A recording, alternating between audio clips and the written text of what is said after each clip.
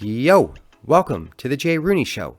Today, I'm going to share several books with you that I think everybody should read.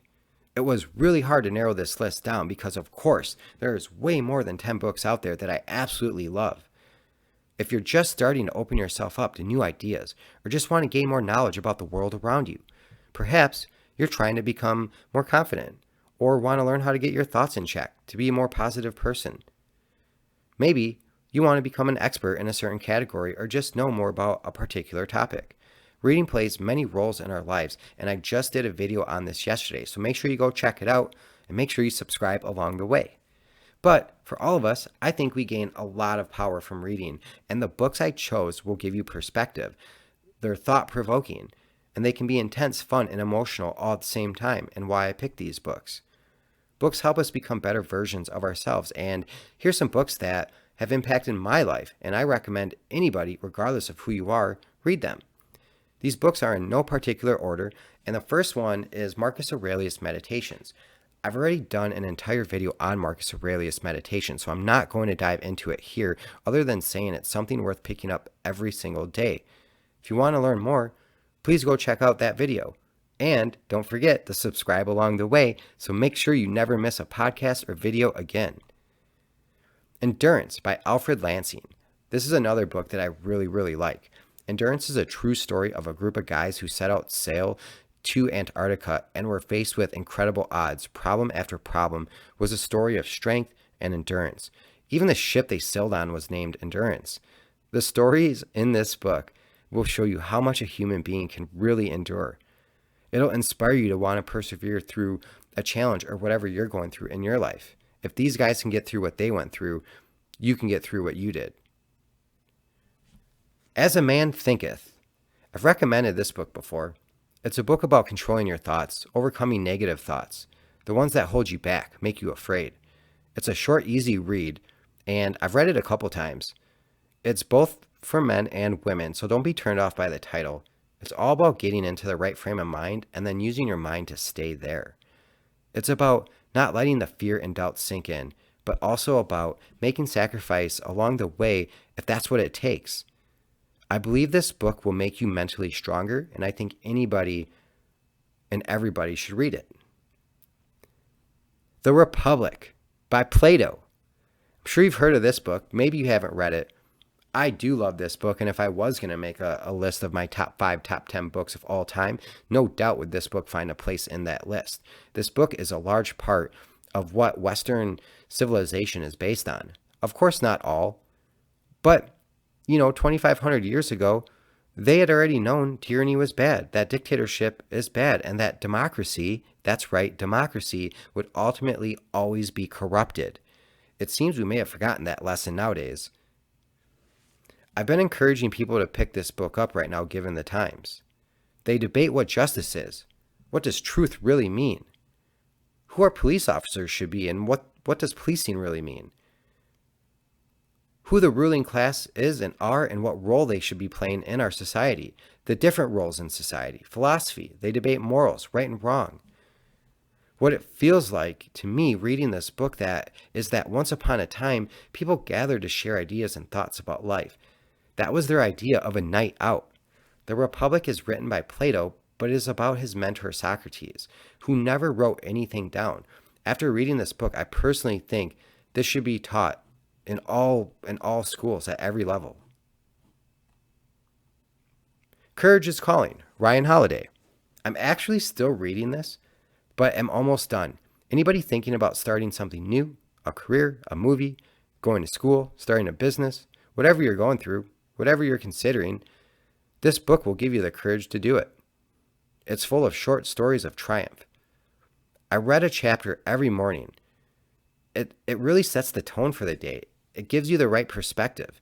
It reminds you that you can do it, but it won't be easy.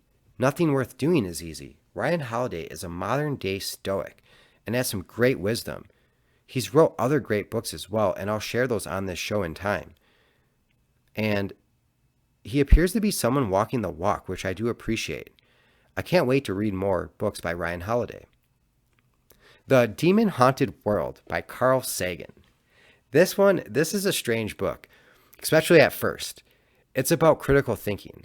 Carl Sagan was a scientist and a really brilliant man. He was also an artist and so many other things. The beginning of this book was really interesting for me, especially, maybe for you. Check it out and see.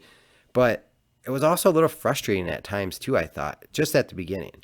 I almost put it down only to realize Carl Sagan was testing my critical thinking skills early on in this book. The book takes off from there and was not only really, really fun to read, but extremely educational as well. How can you make intelligent decisions about our increasingly technology-driven lives if we don't understand the difference between the myths of pseudoscience, New Age thinking, fundamentalist zealotry, and the testable hypothesis of science? I can only imagine what Carl would have said about the pandemic. The 12th Planet by Zachariah Stitchen. This is another book that you may have heard of. It's pretty popular. I love history, and I love this book. It was right up my alley. It's a fast-moving book, and it recaps our entire history, but also very detailed and scientific. This book is part of a series of books that I can't wait to explore more. This book challenges the origins of life and where we come from, who we really are. I dig all history books that give us a different perspective on our past. An author I didn't put on this list, who would probably be a top 5 or top 10 author for me, is Graham Hancock. He's got a lot of books like this. He's done some amazing work on the history of our planet, and if you haven't looked into him, I really think you're missing out, and you need to look into Graham Hancock. And the reason I didn't put one of his books on this show is because I plan on dedicating entire shows to his books, to him, and to a ton of his work. So once again, make sure you subscribe so you can keep an eye out for those upcoming episodes. The Primal Blueprint by Mark Sessions. This book confirmed what was already in the back of my mind for years. Why do I need to eat processed foods? I have all these chronic issues. What if they were being caused by my diet? The Primal Blueprint is a catalyst for the primal ancestral health movement that's been gaining mainstream awareness. This book paints a picture of exactly what your lifestyle should look like in terms of nutrition. They also tell you what to do and what to expect. If you're somebody who wants to lose weight, they spend a ton of time discussing weight loss. And if you do end up picking this book up and enjoy it, you should also check out a book by Mark Sessions called 2 Meals a Day as well. It's great. I've definitely taken the 2 meal a day approach, and I'm absolutely loving it. My energy levels are up. No more up and downs in terms of mood swings and energy swings. Definitely got rid of that insulin roller coaster, if you will. Sleeping better. Sometimes I get really, really hungry, but that's okay. I just need to, eat. It's not like a diet where you're on a set schedule. You basically eat a meal when you actually really need to eat a meal. So anyways, go check it out. Really good stuff. And a book that kind of piggybacks off of the primal lifestyle is a book called A Hunter's and Gatherer's Guide to the 21st Century.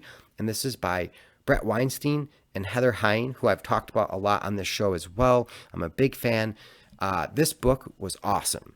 It's new. I just read it, and I cannot wait to read it again. It explores the tension between our evolutionary history and our modern woes. They tell you what to do about it. We're living through the most prosperous age in human history, and yet we're all listless, divided, and miserable. They talk about politics, suicide, education, nutrition, gender, sex, drugs, and rock and roll. Not even kidding.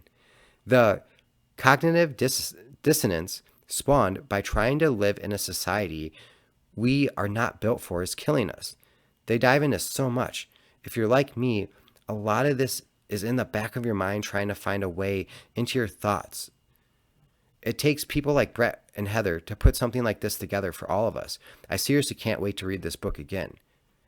And the last book on my list is probably a book you were wondering about or waiting for, and of course it's going to show up, and it's the Bible. When narrowing down this list, I kept taking the Bible off and putting it back on. I decided to put it back on and recommend it even if you don't believe or really follow religion. The Bible was a book that changed the world. For a lot of people, it changed how they viewed the world. It makes some people think and think hard. You can argue that this book gave birth to true enlightenment. It brought a more civil time despite all the wars fought over it. This book is our history. And even for non-believers, there's story after story of overcoming. The number one phrase in the Bible is "do not be afraid." This book has a message for everybody at any point in your life.